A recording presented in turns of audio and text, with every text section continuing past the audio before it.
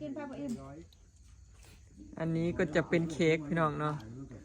ร้านแสงจันทร์พี่น้องเนาะเอามา2ก้อนอันนี้ก้อนใหญ่ ตัวนี้อีหยังมีใหญ่แมงมุมพร้อม ใหญ่เป็นมุมสไปเดอร์แมนอันนี้ก็เป็นเค้กของเราอีกพี่น้องเนาะเป็นเค้กของอาริสพี่น้องเค้กน้อยเนาะมาเป่ากับน้องทำอันนี้ก็เป็นเค้กพี่น้องแต่เค้กไปนี่ นางเมยเนี่ยเห็น 2ก้อนนี่วัน โอ้ได้ตั้ง10 บาทผู้ใด ของเรามี2ก้อนนะพี่น้อง เสียต เอ้า ลาเวลาอุตส่าห์ว่าใช้นักร้องนี่นะ ได้ก้อนหมอลำเลือก โอ้ยล้ำนะแม่บาทนี้นะ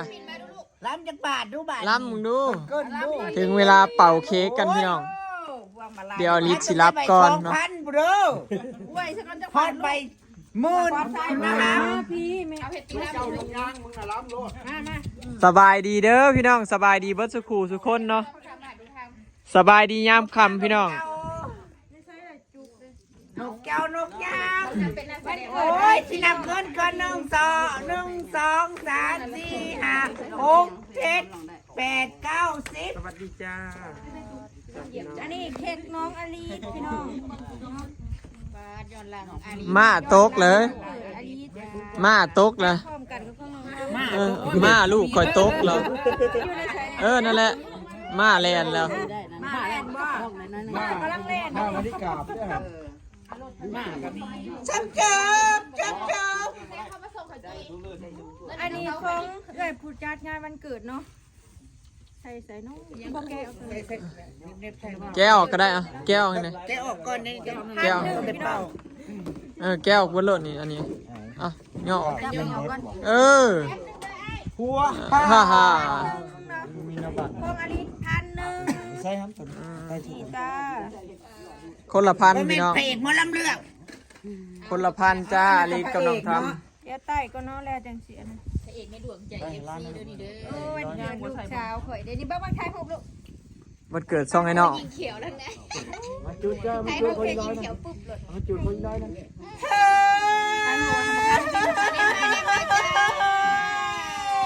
ตำองค์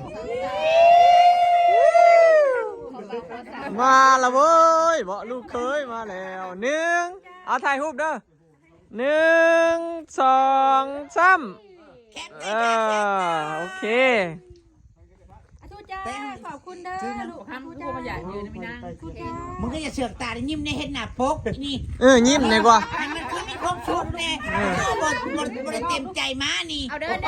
2 3ตืดๆโอเค แฮปปี้เบิร์ด เอาห้องเพลงเดิน เอาห้อง Happy birthday to you โอ้ยมันจบได้แบบนี้ Day to you มันก็เตื่อยลงบัดนี้ Happy birthday to you Happy birthday Happy birthday ตบมืออลิสกับตบมือเย้ ทานลูกอธิษฐานก่อน อธิษฐานเป่า คิวหน่อยชนะไม่คิวหน่อยชนะ แต่ก้อนนี่พ่อ เอาเป่านี่ มันไตมันนี่ เป่า นี่ ลงแม่แต่ว่าหนึ่งต้นนี่เองอยู่ทั้งต้น เหลืออี เอก ง ก้อนนึงลูกนี่เลยเหลืออีกก้อนนี่นี่ เอาเงี้ยเอาเงี้ย พังเสียงเหมือนกันเนาะ เป้า เอาน้ำบ้อง โซนต่างลายมือผัดมือนี่ผัดโบเห็ด เป่าลูกเป่านั่นเป่าแบบไอ้ทำนะเร็ว กำลังเบิ่งอยู่สังเกต อันสิเป็นของเอ้ยหักชะลอยเนาะพี่น้อง 3,000 บาท ขอบคุณเอ้ยที่เราเคยให้ใจตลอดเลย ขอบคุณเอื้อนและให้พ่อนเอื้อยลูก ขอบคุณครับป้า ขอบคุณป้า ให้พรนะไม่ให้พร ปีใหม่ พ่อนป้า ปีใหม่แล้ว ปีใหม่แล้ว ปีใหม่แล้ว ปีใหม่แล้วไว้เจ้าได้หน่วยแก้วอันประเสริฐมงคลในตากลคนลือชื่อเสียงดังเปียง คือบางคำว่าหันนี่ว้าวลูกว้าวขอให้ป้าในใด อันนี้ของคาแพนเฟิร์ดอลิส ตบมือตบมื ป้า อ อยู่ดี ตัวมือ แห้ง ว่าแบบมันดับเป่าลูกเป่า ไปพูดเป็นไปพูดว่าดังๆเออ เอาเว้า ได้ความไข่ยามีให้มีแต่สิ่งดีๆเข้ามาในปีใหม่นี่ เอาว่าลูก เจ็บบ่ได้ความไข่บ่มีบ่เจ็บบ่จน เฮ้ยอยู่ดีไม่ให้ความเจ็บอะไรความไข่บ่มีเขามีแต่ความสุขกายสุขใจให้ร่ำให้รวยถึกรางวัลที่1ดูเลข กดแคป เด้อเด้อขอให้เจ้าหางจะมีแต่ความสุขกายสุขใจเด้อเด้อ สาธุปีใหม่ปีนี้ก็ขอให้ทุกคนมีความสุขเด้อพี่น้องเอ้ยแล้วก็ขอขอบคุณเอื้อยทั้งสองที่ซื้อเค้กให้แล้วก็ให้เงินเด็กๆเนาะให้อลิศกับน้องทำพี่น้องขอขอบคุณหลายๆเนาะขอให้เอื้อยสุขภาพแข็งแรงร่ำรวยเงินทองบ่เจ็บบ่จนเด้อเอื้อยเด้อ แต่ไป พอดีพี่น้องครอบครัวเฮาหนึ่งก็เศร้ากลัวแล้ว มา ตื่นตันใจเห็นใบพันแล้วว่า แต่กาสิ โอ้ยตายเลย ออกจะนี่ ได้ไม่พันแล้วว่าบอก รถแค่ ได้ไม่พันแล้วเว้าจนบ่ออกดีใจแฮงเนาะจอย มาป้าผูกแขนใช่ไหมป้าผูกแขนมึง ป้าโอ้ยป้าสิผูกแขนให้ร้านบ่นี่นะนี่เอาลุงผูกแขนบ่นี่ บาทปีใหม่เลยได้ลูกเอ้ยอยู่ดีไม่แห้งคนเจ็บอ้วนให้พี่น้ำเขาได้บาทนี่ได้ได้นะเขาเขาให้เป็นลูกง่ายได้บาท เขาผูกแขนให้เป็นลูกผู้อื่น เขาจีผูกแขนให้ไปอยู่น้ำอมราได้ป่ะไม่ได้รับเอาเลยนะ น้อยอยากได้แล้วนะ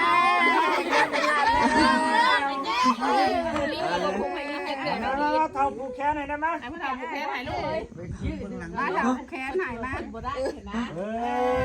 น้อยหน่อยนี่ไงเป็นม้าเลยวันปีใหม่แล้วอยู่ดี เอาขึ้นไอ้เนี่ยทีมละจ้อยพอดีจัดพร้อมย้อนหลังให้อลิศพร้อมกันกับไอ้ทำพี่น้อง เก็บให้ร้านเนี่ยเก็บให้ร้านเนี่ย ปีต่อไปก็อาจสิจัดพร้อมกันเลยเพราะมันก็บริการกันพ่อเป็นใดดิ แม่น เดียวกัน เอาเบอร์ละเบอร์ โอ้ยความหมายมันเรื่องข่อย ทุจ้าลูกทุจ้าน่าเห็นบ่เอาทุจ้าใหม่ดูทุจ้า ทุกจ้าทุกจ้า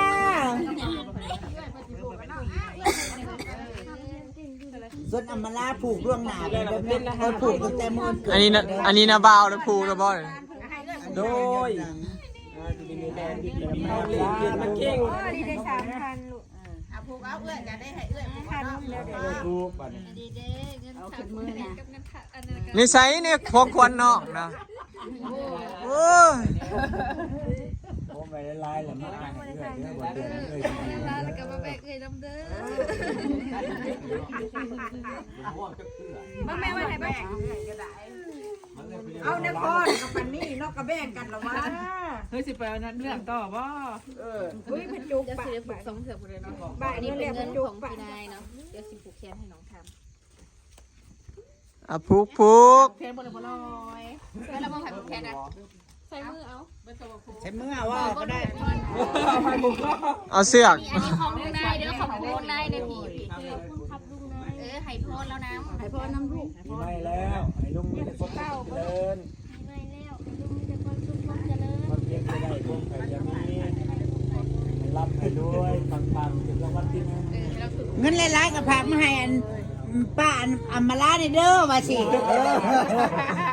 อันนี้1,000 บาทจากลุงนายแล้วอวยพรให้เจ้าว่าให้เจ้าอยู่ดีมีแห้งเด้อให้เจ้าตั้งใจเฮียนอ่านได้เขียนออกให้ทำความพ่อความแม่ตั้งใจเฮียนออก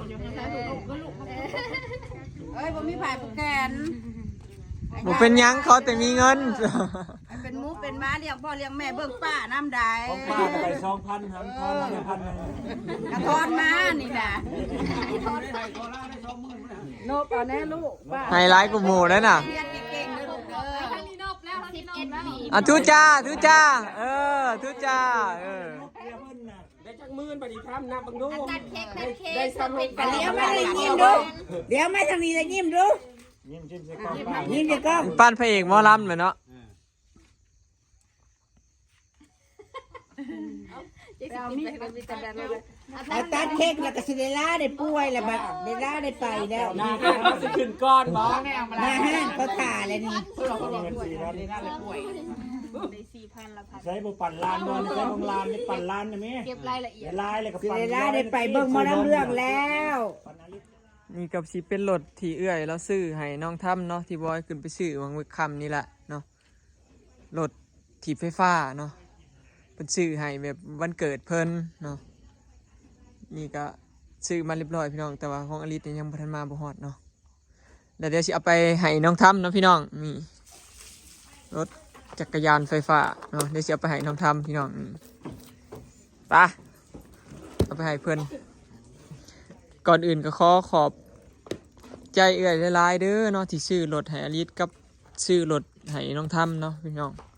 ขอบใจหลายๆขอให้เอื้อยเฮงๆรวยๆเนาะปีใหม่นี่ก็ขอให้สุขภาพแข็งแรงบ่เจ็บบ่จนเด้อเอื้อยเนาะขอให้มีความสุขหลายๆไปให้น้องทํพี่น้อง งามงามงาม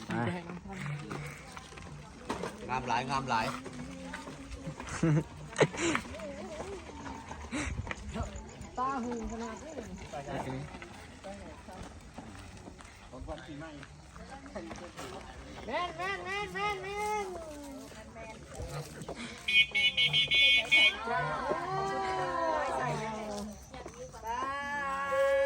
มาแล้วมาแล้วมาแล้ว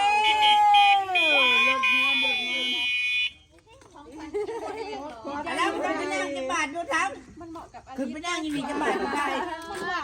อันนี้รถเจ้าไปจ้ะ รถอลิสได้นี่แหละอลังการแล้วก็ยังมีรถ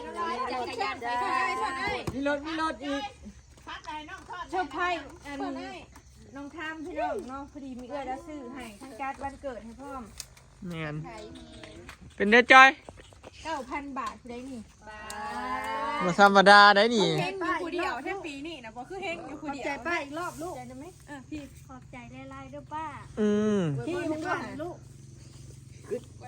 เอาเงินไปให้แม่ตัวซะเราเป็นเจ้าของวันเกิดเราอวยพรให้ออกตัวน่ะเงินน่ะให้เรา ปกติเป็นคนที่เว้าป้องเลียนไหลนี่คือเว้าบ่ออกเลย บ่ได้ติปหลาย ได้ติปพวงมาลัย เพราะว่ารถคันเก่าเพิ่นน ทั้งนั้นเบิ่งซะน่ะดีใจได้พวงมาลัยกว่ารถอีก เอาไปส่งคืนเขาซะสรุปนะคันสิ ขอให้ป้าแน่ ป้าอยู่ดีมีแห้งร่ำรวย เรียกกันให้ ใจเลยที่รถ ผู้นั่งน้องกับจิตแจ๊ดจิตแจ๊ด น้องทำปีนี้ได้รถคันหนึ่งพี่น้องนั่น แย่งมาไล่แล้วท เริ่มแย่งมาไล่เลยได้อบ่นี้ พ่อแล้วลูกของหลวง บาทเชื่อเสียพ่อกับบันพ้นจบทางเลย ไอ้ทำขึ้นเบิ่งดูทำมาซ่อนน้องดูเฮ้ย พ่อใหญ่ซิมอยู่บ่ เออ ซิมดู ทำขึ้นเบิ่งดู ำมันก็มีน้ำตาแห่งความดีใจบ่ทำมันน้ำตาเจ้านะพี่ มันเพ ของอลิตมาบ่ฮอดบ่เสียดาย รถคัน วัน เก่า จันทร์เขาดิวันละวันจันทร์ อลิตก็น้องทำนะจัด เพื่อสองเพื่อ กิน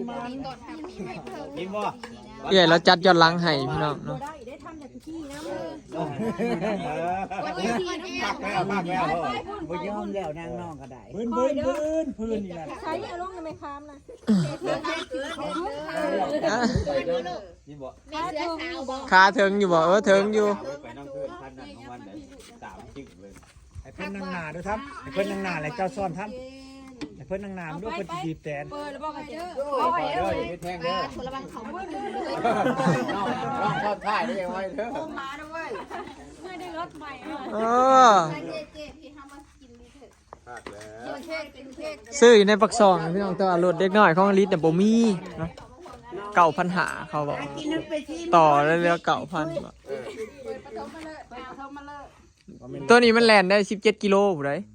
ตัวถือกว่านี้มีหัก12กิโลอันนี้มันแล่นได้ไกล ยืนที่ไปเฮ็ดงานในได้ใจ 12 กิโล อันนี้17 เจ็ด แล่นได้17กิโล แสดงว่าแม่ตัวโอ้ยคันเก่าสิเป็นของใครเด้บัดนี้เขากระบุญอยู่หันเลย แหลกอบอุ่นกันพี่น้องวันนี้ก็สิกินเค้กเนาะ ว้ายคันเก่าให้ข่อยแล้วข่อยเสียไปขายให้พี่อ่ะ เดี๋ยววันที่บ่ได้พอ300เลยแบบ เอา เบิ ไป ร์ด กระสิตู้ขึ้นตู้ลง ขอ300เมตร ย่างเป็นต่อขี้บัวไปช่าง บ่ไปแท้ๆแหละ ไปได้ได้แม่ เดเค้กพี่น้องเค้กก็มีหลายก้อน ที่ลงหน้านี่ แม่เห็นตัวใหญ่แล้ว สิกินเค้ก มา กัน แล้ว จ้า จ้า เนาะ จุกเจ้าได้ใส่ ยังบ่ทำแม่ตัวที่ ข้าวได้ อันนี้ของอลิสพี่น้อง มันกับมัน ได้จ้า บ่นั่นเค้กมัน โดยจ้า เอามือชมบริเชียสร้านกันทุกคนเล ขอบใจทุกคนเด้อที่อุดหนุนเบิ่งแย่งครอบครัวเซนชุกเด้อจ้า คุณหลายๆเด้อที่จัดงานวันเกิดให้น้องทำแล้วก็ของขวัญปีใหม่ ห้องหมดแล้ว ให้ร่ำให้รวยปัง ทองหมดแล้วเหรอ โอเคเนาะพี่น้องเนาะปีใหม่ปีนี้ก็ขอให้ทุกคนมีความสุขความเจริญเนาะพี่น้องเนาะขอให้มีแต่สิ่งดีๆเข้ามาแล้วก็ขอบคุณเอื้อยหลายๆเนาะที่จัดงานวันเกิดย้อนหลังให้น้องทำเนาะแล้วก็ให้รถถีบไฟฟ้าเนาะแล้วก็วันเกิดอลิสพร้อมเนาะได้เงินไปพร้อม ยังเด้อมีแต่ความข้ามบวยพรแล้วให้เอื้อยให้อยู่ดีมีแห้งมีความสุขกายสุขใจแล้วขอให้ถือเลขถือหวยตลอดเนาะ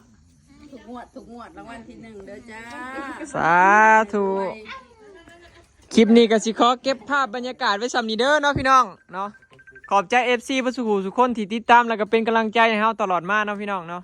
ไปแล้วสบายดี ๆ